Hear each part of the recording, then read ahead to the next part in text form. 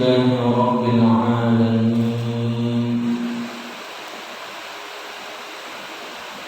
الذي أرسل رسوله بالهدى ودين الحق ليظهره على الدين كله ولو كره الكافرون ولو كره المشركون ولو كره المنافقون أشهد أن لا إله إلا الله وحده لا شريك له وأشهد أن محمدا عبده ورسوله اللهم صل وسلم على سيدنا وحبيبنا محمد كريم الآباء الأمهات وعلى آله وصحبه ومن تبعهم بإحسان إلى يوم الدين أما بعد فيا عباد الله اتقوا الله حق تقاته ولا تموتن إلا وأنتم مسلمون وقال الله تعالى في كتابه الكريم أعوذ بالله من الشيطان الرجيم يا أيها الذين آمنوا اتقوا الله ولتنظر نفس ما قدمت لغد واتقوا الله إن الله خبير بما تعملون وقال الله تعالى في آية أخرى يا أيها الذين آمنوا اتقوا الله وقولوا قولا سديدا يصلح لكم أعمالكم ويغفر لكم ذنوبكم ومن يطع الله ورسوله فقد فاز فوزا عظيما صدق الله العظيم وبلغ رسوله الكريم ونحن على ذلك من الشاهدين والشاكرين والحمد لله رب العالمين. Hadirin jamaah Jumat yang insyaallah dirahmati dan dicintai oleh Allah Subhanahu wa taala. Hari ini kita berada pada hari yang penuh dengan keberkahan yang diberi gelar Sayyidul Ayyam, penghulu dari seluruh hari, yaitu hari Jumat.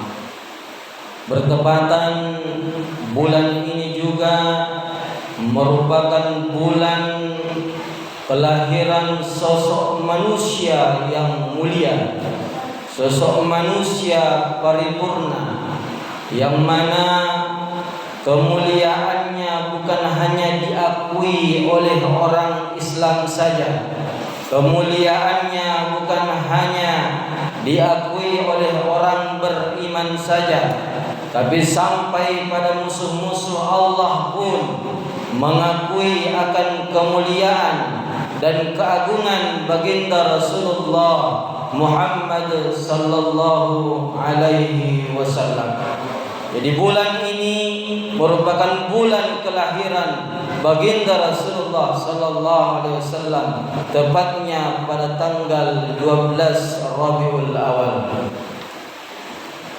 Hadirin yang dirahmati oleh Allah Subhanahu wa taala, kemuliaan dan keagungan baginda Rasulullah sallallahu alaihi wasallam sampai seorang tokoh orientalis yang bernama Michael Hart dalam bukunya 100 tokoh yang paling berpengaruh di dunia. Jadi orientalis itu merupakan aliran yang benci akan Islam, mempelajari Islam bukan untuk memajukan Islam, tapi mempelajari Islam untuk mencari celah pada agama Islam lalu kemudian dihancurkan. Tokoh orientalis dalam bukunya 100 tokoh yang paling berpengaruh di dunia, dia menempatkan baginda Rasulullah Muhammad sallallahu alaihi wasallam sebagai ranking pertama dari 100 tokoh yang paling berpengaruh di dunia. Jelas-jelas musuh Islam, jelas-jelas musuh Allah, tapi menempatkan Rasulullah Muhammad sebagai ranking pertama dari 100 tokoh yang paling berpengaruh di dunia. Bahkan Allah pun zat yang maha agung menuliskan dalam firman-Nya baginda Rasulullah sebagai sosok hamba yang memiliki akhlak yang agung. Wa innaka la'ala khuluqin azim. Sesungguhnya pada dirimu wahai Muhammad terdapat akhlak yang agung, terdapat budi pekerti yang agung. Jadi Rasulullah sallallahu alaihi wasallam kemuliaannya, dia mulia sebelum dia dilahirkan, dia mulia ketika dia dilahirkan, dia mulia setelah dia dilahirkan, dia mulia ketika ia wafat, dia mulia bersama dengan umat-umatnya nantinya pun dimuliakan oleh Allah, ditempatkan di tempat yang mulia, yakni jannah, surganya Allah Subhanahu wa taala. Hadirin yang dirahmati dan dicintai oleh Allah Subhanahu wa taala. Dalam kitab Al-Barazanji karangan Imam Ja'far Al-Barazanji, di dalamnya dikisahkan dan diceritakan tentang sosok baginda Rasulullah sallallahu alaihi wasallam, di mana dikatakan Adillahumma qabran karim bi'arfin syadid min salatin wa tasnim wa kana sallallahu alaihi wasallam akmalan nasi khalqan wa khuluqa dzatatin wa sifatin saniyah.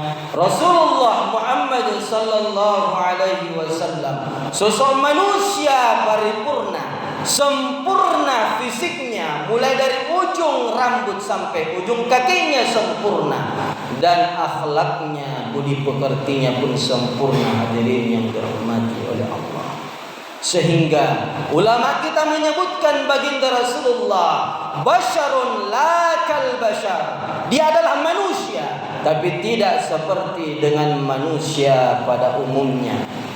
Rasulullah memiliki rambut, tapi rambutnya Rasulullah berbeda dengan rambutnya kita manusia biasa. Hadirin yang dirahmati oleh Allah, makanya dalam riwayat disebutkan tidaklah terpotong rambutnya Rasulullah kecuali para sahabat datang di dekat baginda Rasulullah sallallahu alaihi wasallam, lalu kemudian mengambil rambutnya dan menyimpan rambut Rasulullah sallallahu alaihi wasallam. Salah satu tokoh yang paling terkenal adalah sahabat Khalid bin Walid.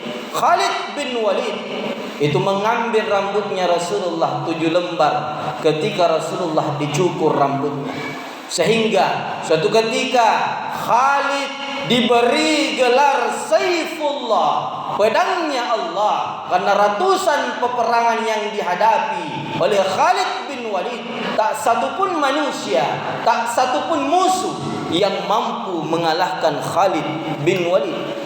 Ratusan peperangan yang diikuti, tapi satupun musuh tidak mampu mengalahkan Khalid bin Walid. Ketika ditanya, wahai Khalid, apa rahasianya sehingga ratusan peperangan tak satupun musuh yang mampu mengalahkan engkau? Kata Khalid, pernah dicukur rambutnya Rasulullah, lalu kemudian akulah sahabat yang paling banyak mengambil rambutnya Rasulullah. Berapa banyak? 7 lembar. Itu artinya ketika dicukur rambutnya Rasulullah, banyak sahabat yang berkumpul untuk ingin mengambil rambutnya Rasulullah. Dan yang paling banyak diambil tak lain adalah sahabat Khalid bin Walid. 7 lembar rambutnya Rasulullah ditempelkan di tubuhnya Khalid ketika setiap kali Khalid ingin pergi berperang. Karena Khalid meyakini ayat Allah Subhanahu wa taala dalam surah Al-Anfal, "Wa ma kana Allahu liyu'adzibahum wa anta fihim." Allah tidak akan membinasakan satu kaum wa anta fihim, apabila engkau Muhammad hadir di tengah-tengah kaum itu. Kata Khalid menafsirkan ayat Allah ini, saat ini ada rambutnya Rasulullah menempel di tubuhku, ada 7 lembar rambutnya Rasulullah menempel di tubuhku. Itu artinya Allah tidak akan membinasakan aku, karena aku bersama dengan rambutnya baginda Rasulullah sallallahu alaihi wasallam. Itulah perbedaan antara rambut kita dengan rambutnya baginda Rasulullah sallallahu alaihi wasallam. Rasulullah punya keringat seperti dengan manusia pada umumnya, tapi ternyata keringatnya Rasulullah berbeda dengan keringatnya manusia pada umumnya. Kalau manusia pada umumnya punya bau keringat yang khas, Rasulullah sallallahu alaihi wasallam disebutkan dalam kitab Al-Barazanji, ternyata keringatnya Rasulullah putih bening, baunya mengalahkan harum-haruman kasturi, sehingga tidaklah baginda Rasulullah melewati suatu jalan kecuali semerbak harum wangi-wangian yang tersebar di sepanjang jalan yang dilewati oleh baginda Rasulullah sallallahu alaihi wasallam. Bahkan salah seorang sahabat Nabi yang bernama Anas bin Malik mengatakan, tak satu pun pernah kutemui parfum yang ada di dunia ini mengalahkan wangian yang tersebar dari tubuh Rasulullah sallallahu alaihi wasallam. Bahkan ibundanya sahabat Anas bin Malik, Ummu Sulaim, ya, itu kemudian setiap kali Rasulullah tertidur bercucuran keringatnya, ia mengambil kapas dan botol, lalu kemudian dikumpulkan keringatnya Rasulullah sallallahu alaihi wasallam. Ketika ditanya, wahai Ummu Sulaim, untuk apa engkau kumpulkan keringatku wahai Ummu Sulaim? Ibundanya Anas bin Malik berkata, wahai baginda Rasulullah, keringatmu ingin aku kumpulkan untuk saya jadikan wangi-wangian, karena ternyata keringatmu tidak ada wewangian satupun yang mampu mengalahkan harumnya keringatmu wahai Rasulullah sallallahu alaihi wasallam. Itulah keringat baginda Rasulullah sallallahu alaihi wasallam. Lalu kemudian darahnya baginda Rasulullah punya darah, tapi ternyata darahnya Rasulullah berbeda dengan darahnya manusia secara umum. Hadirin yang dirahmati oleh Allah, dalam sejarah disebutkan pernah suatu ketika Rasulullah terkena panah pipinya, lalu kemudian berdarah pipinya Rasulullah, hendak menetes ke bumi. Lalu kemudian Allah memerintahkan malaikat Jibril, wahai Jibril, segera turun ke bumi, ambil darahnya Rasulullah, ambil darahnya kekasihku, jangan sampai jatuh ke bumi. Andai kata darahnya Rasulullah jatuh ke bumi, maka seluruh umat manusia akan durhaka kepada baginda Rasulullah sallallahu alaihi wasallam. Wahai Jibril, cepat turun ke bumi. Rasulullah ingin menetes darahnya. Akan tetapi hadirin, kita kira lebih cepat datangnya malaikat Jibril untuk mengambil darahnya Rasulullah. Ternyata ada salah seorang sahabat yang lebih cepat mengalahkan cepatnya malaikat Jibril untuk mengambil darahnya Rasulullah sallallahu alaihi wasallam. Dialah sahabat Malik bin Sinan. Dia kemudian mencium pipinya Rasulullah, lalu kemudian meminum darahnya dan menelan darahnya Rasulullah yang hendak menetes ke bumi. Lalu kemudian Rasulullah berkata, "Man khalata dami damahu falyanzur ila Malik bin Sinan." Barang siapa yang ingin melihat darahku bercampur dengan darahnya, lihatlah sahabatku Malik bin Sinan. Wa man khalata dami damahu la tamassuhun nar.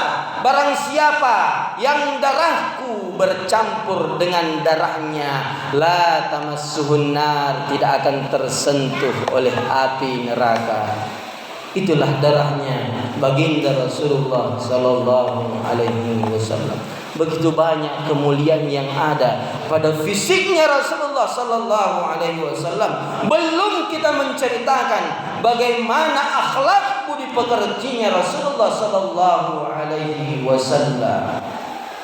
Hadirin yang dirahmati dan dicintai oleh Allah, oleh karenanya maka alangkah naifnya kalau ada sekelompok golongan yang mengharamkan yang namanya peringatan Maulidun Nabi sallallahu alaihi wasallam, bentuk kebahagiaan terhadap hari kelahiran baginda Rasulullah. Harus kita ketahui bahwa Maulidun Nabi sallallahu alaihi wasallam itu bukanlah perayaan umat Islam. Kalau dikatakan perayaan memang itu diharamkan, karena Maulid bukanlah perayaan, akan tetapi Maulidun Nabi sallallahu alaihi wasallam adalah peringatan hari kelahiran baginda Rasulullah sallallahu alaihi wasallam, agar kita umatnya bisa kembali melihat seperti apa sosok baginda Rasulullah, sehingga bertambah kecintaan kita kepada baginda Rasulullah Muhammad sallallahu alaihi wasallam. Sebagai bukti cinta kita kepada Nabi, tak lain dan tak bukan adalah perbanyak salawat kepada baginda Rasulullah sallallahu alaihi wasallam. Man ahabba syai'a aktsaruhum dzikra. Barang siapa yang mengaku cinta kepada sesuatu, maka pastilah dia akan banyak-banyak menyebut nama sesuatu yang dicintai itu.